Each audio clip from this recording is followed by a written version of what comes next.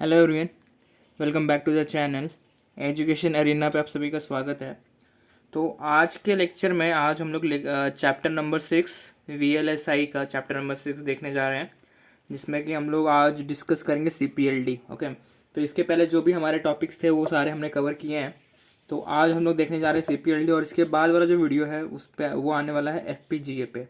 ठीक है, तो देखिए, ये जो क्वेश्चन है ये मैक्स टू मैक्स 7 मार्क्स के लिए आता है। ओके, 5 to 7 मार्क्स के लिए तो गारंटी है कि 5 to 7 मार्क्स के लिए आने वाला है।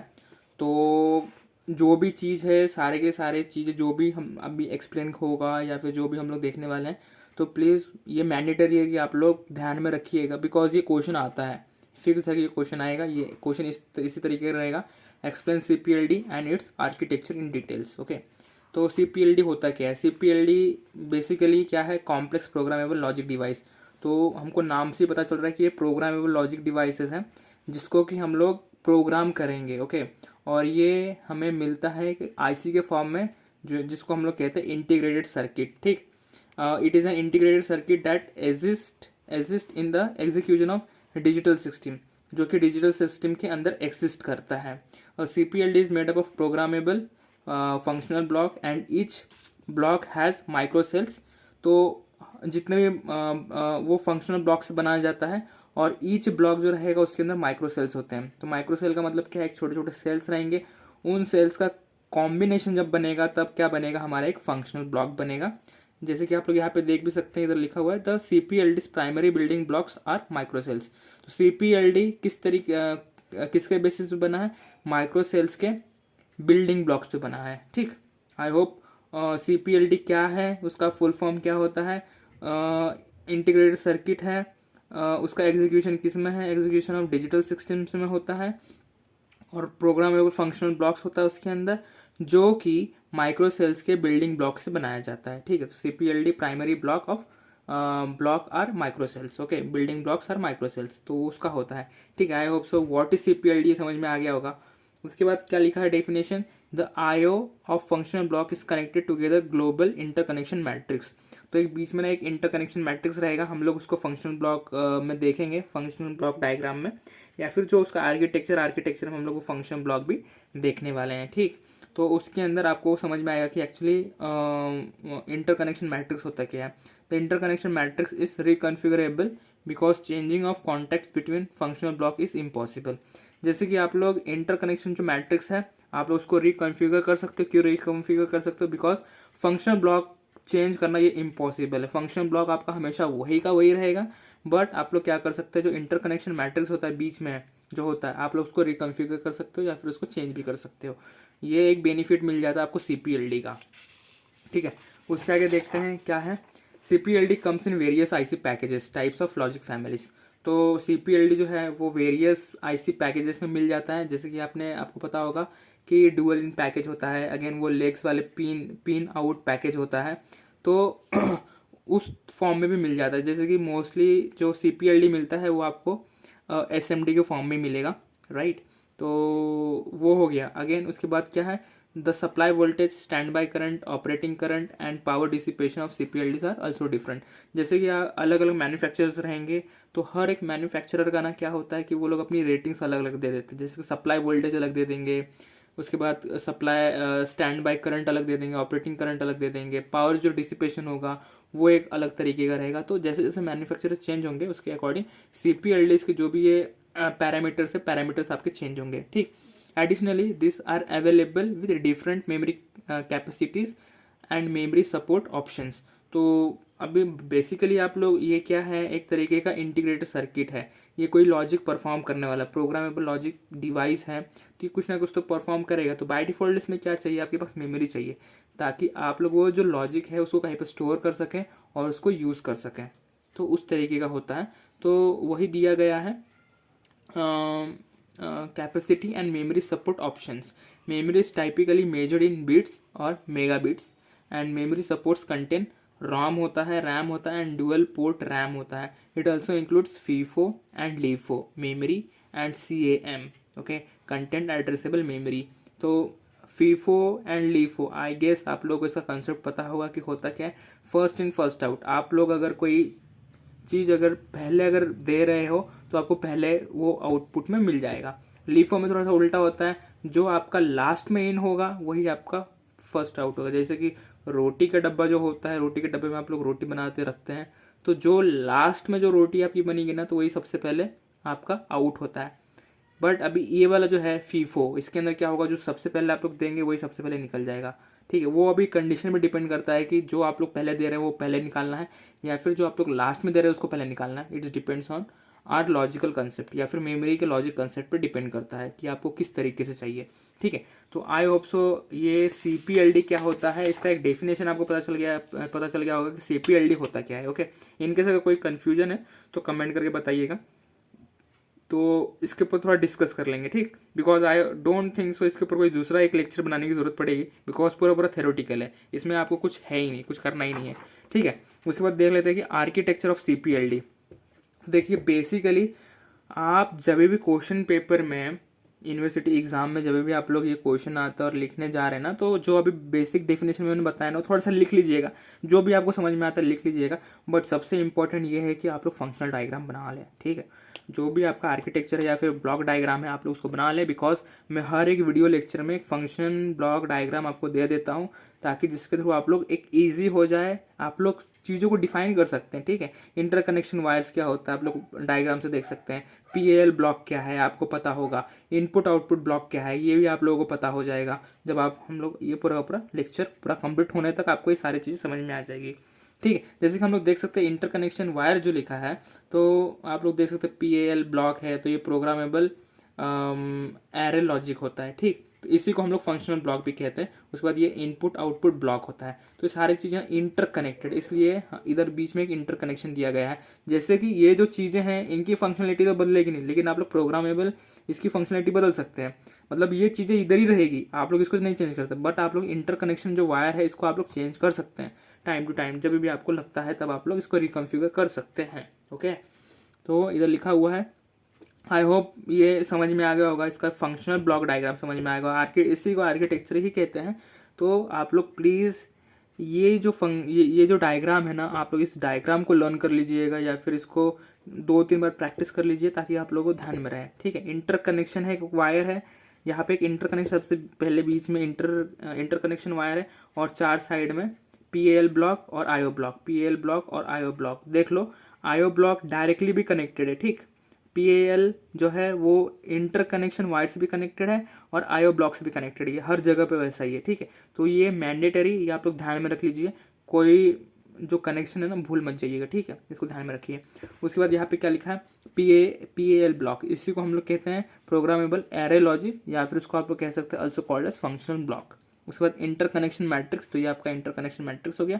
थर्ड पॉइंट जो है इनपुट आउटपुट ब्लॉक, तो ये इनपुट आउटपुट ब्लॉक। ठीक है, तो इसको हम लोग थोड़ा सा डिफाइन भी करेंगे, अच्छे से देख लेंगे कि एक्चुअली पूरा का पूरा। देखिए बेसिकली इसमें जो है ना, ये इधर क्या होने वाला है, इधर आपको लॉजिक परफॉर्म होगा, ये इंटरकनेक्शन है, तो ये क्या करेगा, सपोज ये वाले पैल को मेरे को इस पैल से कनेक्ट करना है, तो ये बस एक इंटरकनेक्शन है, वायर्स रहेंगे, ये डायरेक्टली इससे भी कनेक्ट हो सकता है, ये इससे कनेक्ट हो सकता है, मतलब मैट्रिक्स के फॉर्म में आप लोग को जहाँ से जो भी कनेक्ट करना है आप लोग चीज़ें कर सकते हैं। ठीक, और इसमें कुछ भी नहीं है। IO में क्या होने वाला है, आप लोग कुछ इनपुट सिग्नल देंगे, उसके अकॉर्डिंग आपको कुछ ना कुछ तो आउटपुट मिलना चाहिए। इनपुट देंगे तो पैल पे जाएगा, पैल में जाके वो इंटरकनेक्शन वायर्स पे जाएगा। इनकेस अगर आप लोग प्रोग्राम उसका इधर से इधर ही कनेक्ट खत्म कर देते तो इधर का इधर ही खत्म हो जाएगा। लेकिन अगर आप लोग इनपुट इधर से दे रहे हैं और आप लोग सोच रहे हैं कि मेरे को आउटपुट इस पर्टिकुलर पैल पे मिलना चाहिए या फिर इस फंक्शन ब्लॉक पे मिलना चाहिए, तो आप लोग को ऐसा प्रोग्राम करना पड़ेगा, इंटरकनेक्शन से जाएगा फिर वो इधर से इधर आएगा। ठीक है, तो इनपुट आउटपुट ब्लॉक्स वो हो जाता है। और CPLD consist of multiple circuit, okay, multiple circuit blocks on a single chip with internal wiring resources to connect the wire blocks। तो इंटरकनेक्शन जो वायर्स हैं इनको ये इसीलिए किया गया है कि ताकि इधर का सिग्नल हम लोग इधर भी यूज़ कर सकें। तो ये डिपेंड करता है आपके प्रोग्रामिंग पे कि आप लोग कैसा प्रोग्राम करते हैं, कौन सा इनपुट लेते हैं, कौन सा आउटपुट लेते हैं। इट्स डिपेंड्स ऑन अस, हमारे प्रोग्रामिंग के ऊपर डिपेंड करता है। ठीक है, उसके बाद वेट, ठीक है, उसके बाद हम लोग देख लेते हैं, ये भी एक इम्पॉर्टेंट है, आप लोग को ये भी एक बना लेना है, बिकॉज जैसे कि हमने पहले इसमें देखा, डेफिनेशन में देखा कि माइक्रो सेल्स का बिल्डिंग ब्लॉक्स होता है आपका CPLD। तो इतने सारे माइक्रो सेल्स रहेंगे, ठीक है, माइक्रो सेल्स कंबाइंड करेंगे, वो बनाएंगे प्रोग्रामेबल एंड एरे। तो ये आपका, आप लोग इसको ही कह देते हैं, एक CPLD है, ठीक है। CPLD building block of micro cells है। तो इसमें क्या होने वाला, प्रोग्रामेबल एंड एरे। तो यहाँ पे आप लोग कुछ ना कुछ तो प्रोग्राम लिखोगे, उसके बाद यहाँ पे आप लोग देख सकते हो प्रोडक्ट टर्म एलोकेटर लिखा है। तो जो मेमोरी, अगर इनकेस अगर उसका कोई रिक्वायरमेंट आता है कि मेरे को इतने माइक्रो सेल्स की ज़रूरत है, तो ये बीच का जो फंक्शन ये क्या करेगा, उतने सेल्स को एलोकेट करेगा और उसको अपने पर्पज़ के लिए यूज़ कर लेगा। बाकी जितने भी रहेंगे वो अनएलोकेटेड रहेंगे, यानी कभी इन फ्यूचर उनका ज़रूरत पड़ सकता है, ठीक। जब उनका ज़रूरत पड़ेगा तो उनको भी एलोकेट किया जाएगा, और एलोकेट करके हम लोग उसको अपने फंक्शंस के अकॉर्डिंग उसको यूज़ कर सकते हैं, ठीक है। तो ये बेसिकली एक हो गया, ये इसको भी आप लोग CPLD कह सकते हैं, ठीक है। तो इधर से आप लोग कुछ ना कुछ तो इनपुट देंगे, ठीक है। इधर लिखा है फ्रॉम फास्ट स्विच मैट्रिक्स, कुछ ना कुछ तो आप लोग कुछ इनपुट इधर से प्रोवाइड करेंगे, और ये माइक्रो सेल्स कुछ ना कुछ तो ऑपरेशन परफॉर्म करेगा, और ये आपको आउटपुट में मिल जाएगा, ठीक है। तो अब हम लोग देख रहे हैं कंपोनेंट्स कौन कौन से होते हैं। तो बेसिकली हमारे पास CPLD में 4 कंपोनेंट्स होते हैं।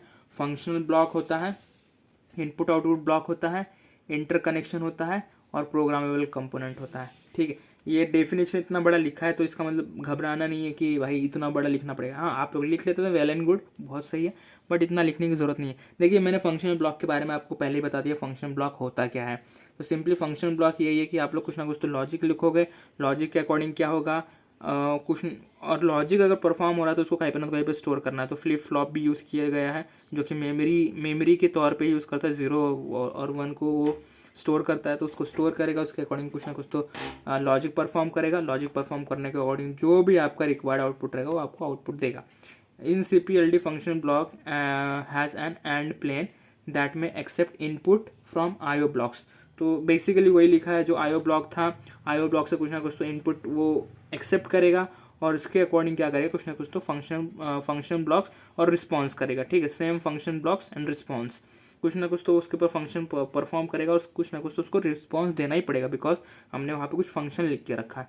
After that the terms are added to the or array and chosen using the big multiplexer. तो मल्टीप्लेक्सर्स रहेंगे, अगेन उसके बाद फ्लिप फ्लॉप्स हैं। तो वो क्या होगी ना, वो सारी की सारी चीज़ें कंबाइंड होगी एक साथ में, जो भी फंक्शन हम लोग लिखेंगे फंक्शन ब्लॉक में, उसके अकॉर्डिंग उस चीज़ को स्टोर करेगा, कंपेयर करेगा, और कंपेयर करके आपको एक आउटपुट, लॉजिकली आउटपुट एक दे देगा, ठीक है। तो वो होता है आपका function block. I hope simple language में बस समझना था, बाकी कुछ है नहीं फंक्शन ब्लॉक में। सिंपली फंक्शन ब्लॉक में क्या होने वाला है, कुछ लॉजिक्स परफॉर्म होंगे, लॉजिक परफॉर्म होने के अकॉर्डिंग वो कुछ ना कुछ तो आपको आउटपुट देगा। जैसे कि इनपुट हम लोग देने वाले किसको, फंक्शनल ब्लॉक पे देंगे, इनपुट आउटपुट का ब्लॉक रहेगा, इनपुट आउटपुट ब्लॉक के थ्रू फंक्शनल ब्लॉक पे जाएगा, और उसके अकॉर्डिंग आपको कुछ ना कुछ तो आउटपुट मिलेगा। अब देख लेते हैं इनपुट आउटपुट ब्लॉक क्या होता है। The input output block are utilize to send signals to the CPLD pins. जो भी CPLD के पिन्स रहेंगे उन तक कुछ ना कुछ तो इनपुट पहुंचाना, appropriate voltage and current level, कुछ ना कुछ तो एक appropriate voltage and current level पे हमको देना पड़ेगा, क्योंकि सिग्नल किस फॉर्म में रहेगा, वोल्टेज या फिर करंट लेवल के फॉर्म में रहेगा। It allows for the removal of delays. तो वो क्या करेगा, जो भी आपके डिलेस होती हैं, कहीं कहीं पे वोल्टेज कम हो जाता है, करंट कम हो जाता है, तो उसके अकॉर्डिंग क्या होता है, आपका जो प्रोग्रामिंग, जो लॉजिक प्रोग्रामिंग होता है ना, तो थोड़ा स्लो हो जाता है, तो उसको भी वो रिमूव कर देता है। Reduces the device hold time requirement, जो भी होल्ड टाइम रिक्वायरमेंट है उसको भी कम कर देता है। And addition to the extra resources to the devices, अगर कुछ एक्स्ट्रा रिसोर्सेज भी अगर आपको देना है आपके डिवाइसेस को, आप लोग वो भी दे सकते हैं, ठीक है, इनपुट आउटपुट ब्लॉक्स को। उसके बाद आपका आता है interconnect component. Interconnect of the CPLD is a large matrix of the programmable switches that direct the transfer of the signal from one portion of the device to the another portion. जैसे कि हमने इसमें देखा block diagram में, जैसे कि आपने यहाँ पे कुछ इनपुट दिया है, तो आपको एक दूसरे इनपुट आउटपुट ब्लॉक पे आउटपुट चाहिए, तो वो इंटरकनेक्शन करने का काम इंटरकनेक्ट कंपोनेंट करता है, ठीक, ईजी है। उसके बाद programmable component, it is also utilises programmable components like PROM, EPROM, double EPROM and flash EPROM। तो इस तरीके से हम लोग प्रोग्रामेबल कंपोनेंट के थ्रू ये सारी चीज़ें हमको मिलती हैं, तो हम लोग चीज़ों को स्टोर भी कर सकते हैं, ठीक। तो ये सिंपली हो गया हमारा प्रोग्रामेबल कंपोनेंट। उसके बाद देख लेते हैं advantages and disadvantages of CPLD। तो ये क्या होता है, there are various advantages and disadvantages. Advantages क्या है, it is easy to design है, it has low development cost, काफ़ी कम पैसा लगता है उसको डेवलपमेंट करने के लिए। It helps to reduce the broad area, okay, okay sorry it helps to reduce the board area. तो जो भी आपका बोर्ड पे जो भी आप लोग बनाओगे तो वो कम हो जाता है। इट ऑफर्स हाई रिलायबिलिटी, काफ़ी ज़्यादा रिलायबिलिटी है। और डिसएडवांटेज है कि ये it is a more complicated programming logic device. बस यही एक ही डिसएडवांटेज है, बाकी सारे सारे उसके advantages he. Okay, I hope CPLD ये टॉपिक क्लियर होगा। और ये जो टॉपिक है 5 to 7 मार्क्स कैरी करता है यूनिवर्सिटी के एग्ज़ाम में। तो ठीक है, आई होप तो समझ में आया होगा, क्लियर होगा ये कंसेप्ट CPLD का। चलिए तो ठीक है, मिलते हैं अगली वीडियो में। तब तक thank you, take care, have a nice day and bye bye.